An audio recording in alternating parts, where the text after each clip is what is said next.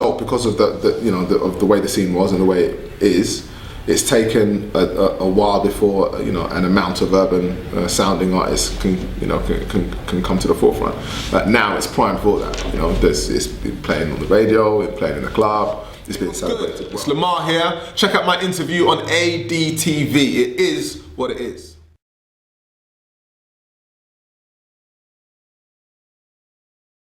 Good afternoon, Lemar. Good afternoon. How's your day been so far? My day's been really, really good. I can't complain. Pretty slow and easy start. Yeah. So we've got the album Invincible. Yeah. First and foremost, tell me about how long it actually took you to actually create the album from start to finish. The album took about a year and a half. I say that, I wasn't really setting out to write an album, to be honest. I just wanted to take a bit of a break, write for some other artists, write songs in general, And after about a year, I thought, it's starting to feel like I've got a handful of songs that I'd actually like to put out instead of giving to kind of other people. So I continued writing for a while. I got to about 150 something songs, and I thought, there's 10 in there, I think will be good. So yeah. So that must mean you must have a publishing deal as a songwriter. I've got my own publishing. So yeah, I've got my own publishing company. So yeah. Oh, okay. I didn't know. How long have you had your own publishing? I've always had my own publishing company. I've always owned my own publishing. Yeah. See, it's because I'm talking to you as if you're a new artist. You're a seasoned pro. So for 10 years. 10 years.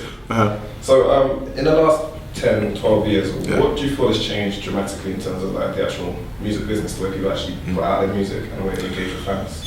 I think it's drastically different. I think in most ways for good. Some ways, maybe not as good. But I think the fact that people have more choice is great. You can't be force fed really anymore. I think gone are the days when you can release an album that's got 3 good songs and then everyone buys it and thinks, oh, the rest of the album's a bit rubbish.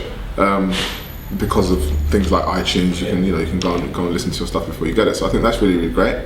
Obviously, the internet's had a huge impact on the way people listen to music, buy music, interact with music. It's very different now. So I think it's a very, very different landscape.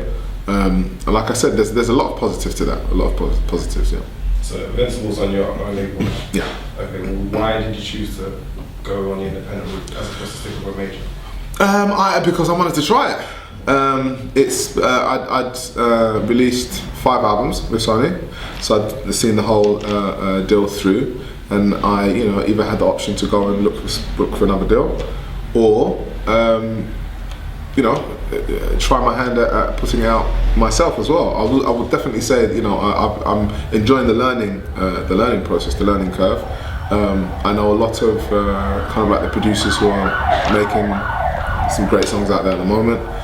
So I've got a lot of good friends. So I thought, let me just go and write with them and hang out and chill and put together what I want to put together, and get together a great team that feels good about the music and are fun to work with, and put it out. So you said that you didn't go with the intent of making an album, it's just sort of organic. Definitely, really, really liberating. There was no deadline. There was no real agenda. It was just taking it back to basics, which is try and write a good song, And I think that with anything, as long as you start with the right intent, then it will grow into what it's meant to grow into, So I wanted to start at kind of like ground zero, which is a good song and something that was honest in what it was saying and something that was real, really true to who I am. So that's what I did, and I wrote as many songs as I could, and this is, it just feels like it was the right thing to do, so yeah. You said like you wrote maybe like 150 songs. Yeah. Like, how are you able to like keep on creating new concepts and spinning things? How does that work for you? I don't know, I think when you're writing with no agenda, like I said, I wasn't thinking specifically about me when I was writing a lot of the songs, so I think you can just be a bit more freer with your imagination, and you can just let yourself be completely relaxed and in the moment and let the music do what it, what would go wherever it's trying to go, without thinking, will this work for this or for that. And I think, I love writing in general. I love songwriting. That's, a big passion of mine. and I you know, I don't find it too hard. I write a song a day, write and record a song a day quite easily, you know. So if you say 150 something songs over a year and a half, that's actually pretty relaxed, you know. So yeah. So you say you narrowed it down to 10. Was it painful, like leaving some songs out? Oh yeah, definitely. Yeah, I think on every album you have a few songs where you think, oh man, I'd like people to hear this.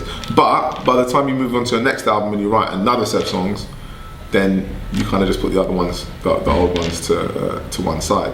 I think on this occasion, people might get to hear a few other ones that I haven't released.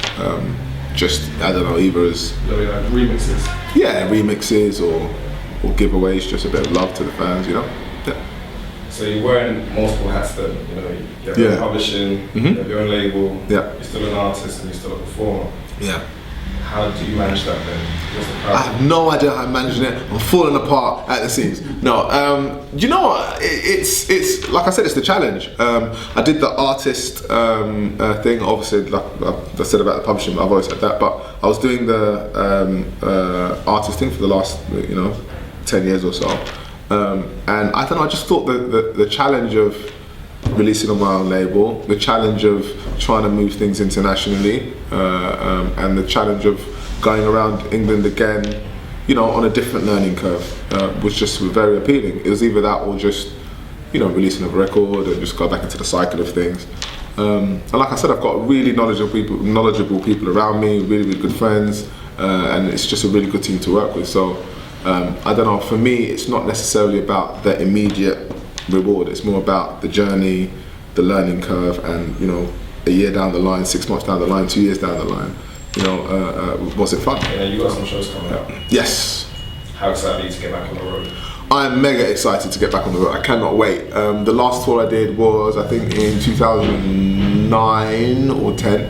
I think it was 9. And it was the Reason tour, and I had so much fun on that tour. It was unbelievable. My band are like, it's kind of like my second family. And going on the road with them, the show was exactly how I wanted it to be. And I think everyone who came to that show, all the reviews, everything was very, very, very, very positive. So I intend to build on that. This is going to be a much smaller scale. It's just like 6 nights over the course of a week, from I think it's the 9th to the 15th of December.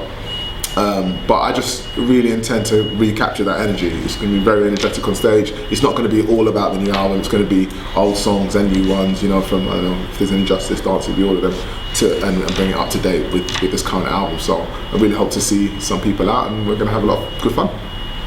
You've got a catalogue, like I remember 50/50. Yeah. You're one of the few artists who I can look at today and say that I grew up listening to their music and they're still music. Yeah. What is it that has kind of like made it that maybe urban artists, or if you want to go the point back to black artists, black artists have not been able to get to the 3 and 4 and 5 albums? Do you know? I think the demographic is changing. Not the demographic. Is that the right word? There's just the scene. The scene in general is changing. I think when I was probably just before me as well, when the whole kind of like scene, both on radio, it's not necessarily, you wouldn't hear what is being played in the club necessarily directly on the radio, so the radio was, at least mainstream radio, was quite, it's quite bandy, in just the British music culture in general. There's so many different elements that you can tap into, and I think that as a result, because of the way the scene was and the way it is, it's taken a while before an amount of urban sounding artists can come to the forefront. Now it's primed for that. It's playing on the radio, it's playing in the club, it's being celebrated well, and I think the more people that come through, you start getting a few that are more established, that have albums that really, really do sell and hang around for a bit. I've been just fortunate. I've been very fortunate in that I put out stuff. You came up on your own though. It's been really, like as of now, it seems like collectively people, so that there was a share of information, but you came on your own. And by saying that you had your publisher, you must have been switched on very early. Do you know what? Like I said, I've been very, very fortunate. I think since I started off when I was like 16 or 17. That's when I met up with a group of people in West London called Best Kept Secret, and there was a lot of knowledge in there, not a lot of knowledge and good advice and goodwill. And as a result, I kind of fell into the publishing thing, to be honest. But later on I realised actually no, it's okay, hold on to that then and let's keep it rolling. So I'd say it's a mixture of fortune and a good team.